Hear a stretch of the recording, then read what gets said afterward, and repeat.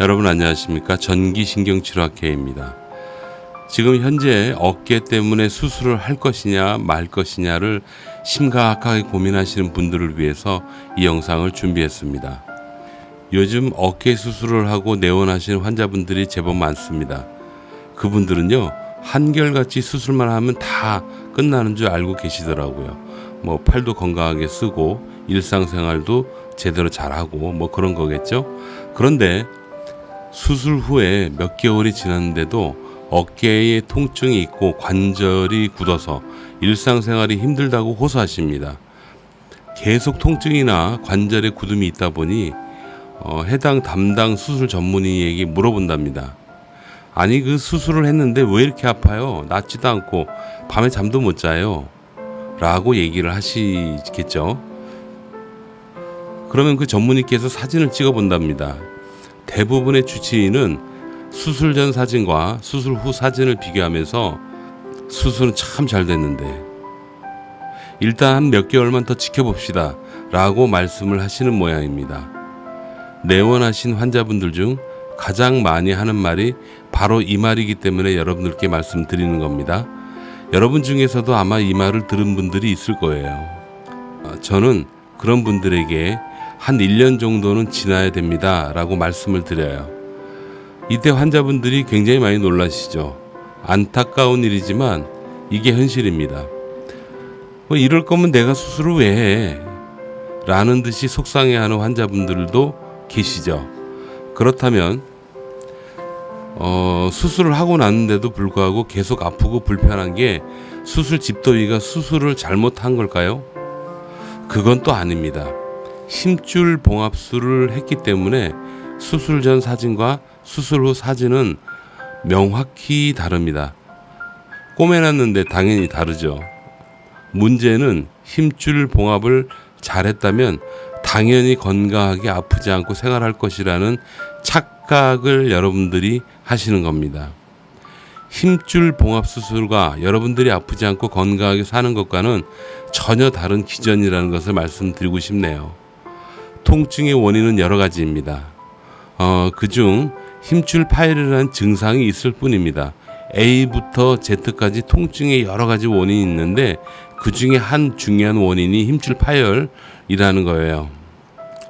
즉, 수술은 여러 가지 통증의 원인 중에서 소위 힘줄 파열 부분을 봉합해 주는 것일 뿐입니다.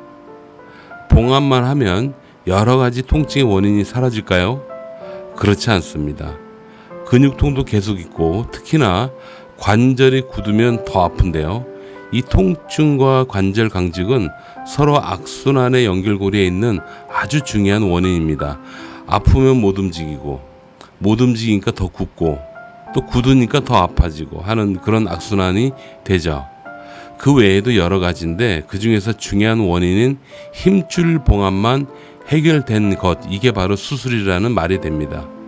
힘줄 봉합술을 할 필요가 없는 분들에게 추천하고 싶은 치료는 가장 첫 번째 치료가 통증 조절 치료입니다. 그리고 두 번째가 관절을 굳지 않게 하는 치료입니다.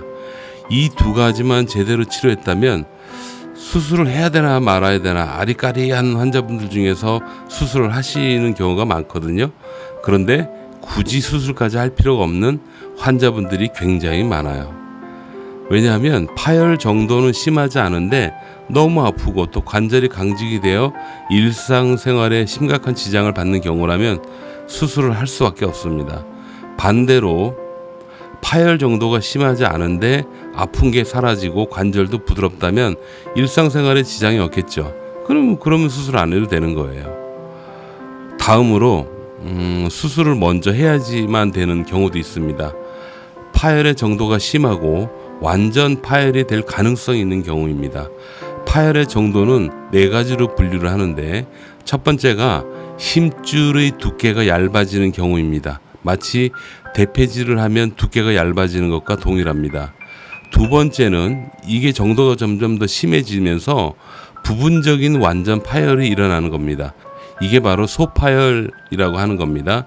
이때부터는 힘줄이 붙어있는 부위의 뼈가 조금씩 드러나게 됩니다.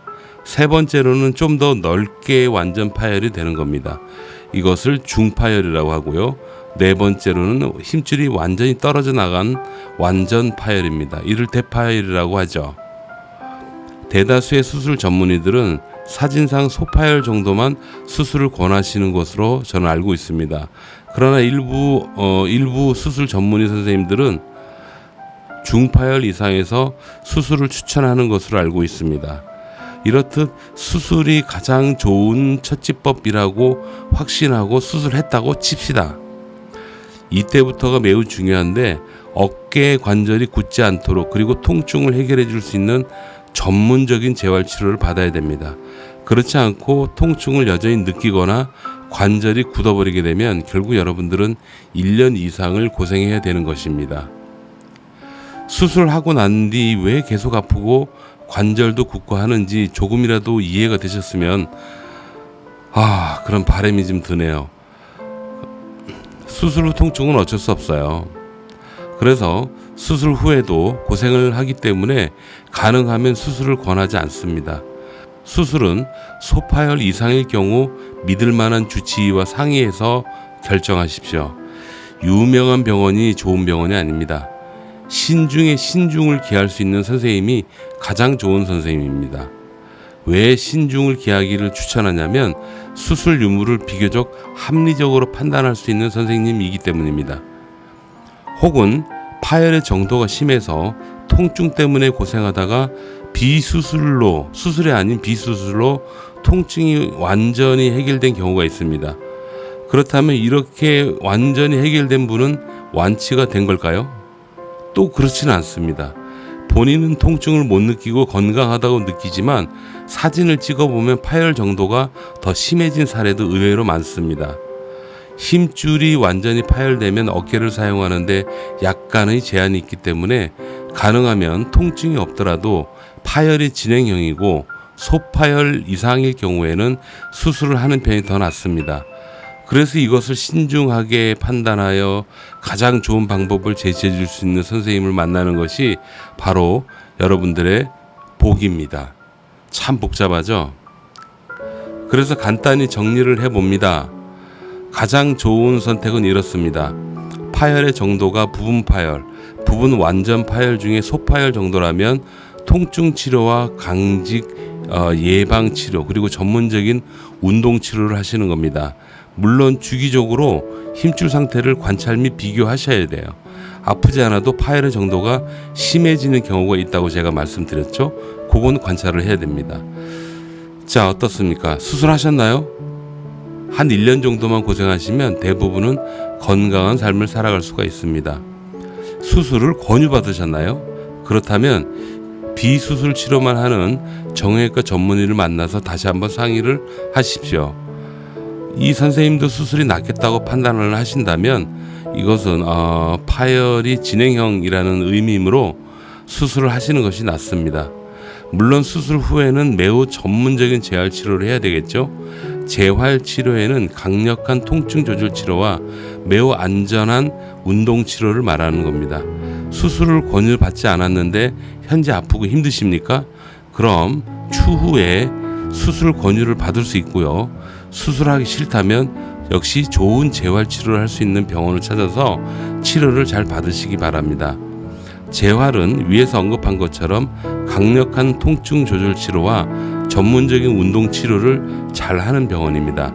이 부분은 전문의가 하는 것이 아니고 함께 근무하고 있는 물리치료사가 하는 것이기 때문에 높은 숙련도를 갖고 있는 좋은 물리치료사를 만나야 됩니다.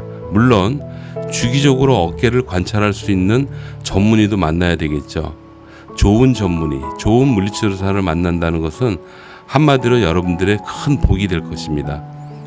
자, 오늘은 여기까지 하겠습니다. 여러분 건강하시고요. 가능하면 수술하지 마시고 어떻게 한번 살아보시고요. 좋은 선생님 만나시기 바라요. 감사합니다.